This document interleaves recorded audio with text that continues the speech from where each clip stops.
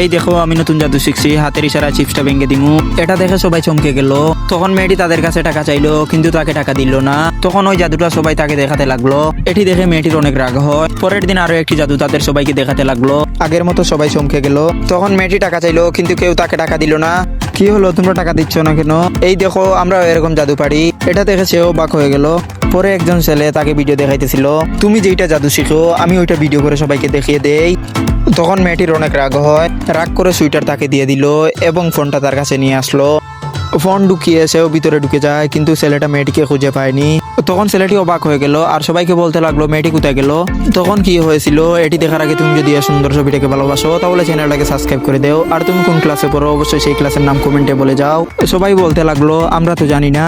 তখন মেয়েটি বের হয়ে আসলো আর তাকে বলতে লাগলো ওই দেখ তোর ফোন। ছেলেটি মেয়েটিকে ধরার জন্য দৌড়াতে লাগলো। পরে মেয়েটি এটার ভিতর দিয়ে বের হয়ে আসলো। যখন ছেলেটি ঢুকে পড়লো তখন ছেলেটিকে আর দেখা যায় না। সবাই তখন অবাক হয়ে গেল আর তখন সবাই তাকে টাকা দিতে লাগলো। তো বন্ধুরা, এরকম ভিডিও দেখতে চাইলে ফটাফট চ্যানেলটাকে সাবস্ক্রাইব করে দেও। ধন্যবাদ।